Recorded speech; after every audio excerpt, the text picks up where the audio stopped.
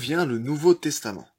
Aux alentours des années 30, un juif nommé Jésus prêche et se présente comme l'accomplissement de l'Ancien Testament, le Fils de Dieu et le Sauveur du monde. Il n'écrit rien, il parle. Il parle aux foules et à ses disciples. La Bible l'appelle d'ailleurs le Verbe, la parole vivante. Il envoie également ses disciples parler de lui. Par la suite, l'apôtre Paul apporte le message de Jésus aux nations. Nous sommes alors aux alentours des années 40, les premières églises de chrétiens se forment et Paul leur envoie des lettres dès les années 50. Ce sont les lettres apostoliques que l'on trouve aujourd'hui dans le Nouveau Testament. Elles en représentent 13 des 27 livres. Les spécialistes pensent que, parallèlement à cela, circulaient des documents sur lesquels étaient inscrits les paroles de Jésus et que c'est en partie à partir de ces documents qu'ont été écrits les évangiles du Nouveau Testament.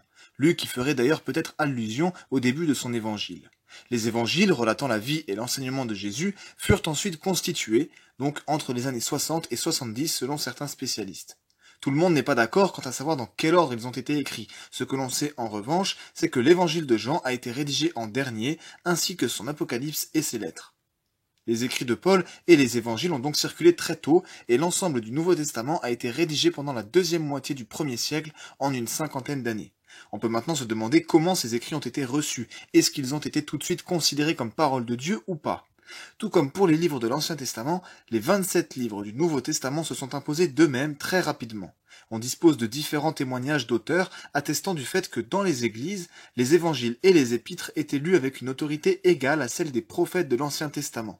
Justin Martyr, Ignace d'Antioche, Clément de Rome, Papias ou Polycarpe, qui appellent d'ailleurs ces écrits les Écritures, terme réservé aux écrits reconnus comme étant inspirés de Dieu, attestent de ces choses et dressent des listes plus ou moins complètes du canon dès le début des années 100. Pour avoir une reconnaissance officielle, il faudra attendre le concile de Carthage en 397, à l'occasion duquel est établie la liste définitive du canon du Nouveau Testament. Même s'il convient de préciser qu'il ne s'agit pas d'une décision humaine, mais d'une reconnaissance officielle du statut divin qui s'imposait déjà vis-à-vis de ces écrits. On le sait par exemple car en 1738, le savant Muratori découvre un document datant de l'année 170 avec une liste presque complète des livres du Nouveau Testament, ce qui confirme qu'il y avait bien une série de livres considérés par les premiers chrétiens comme faisant autorité.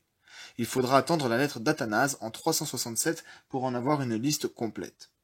Si les premières listes n'étaient pas toujours complètes, c'est parce que quelques livres ont posé question quant à leur intégration.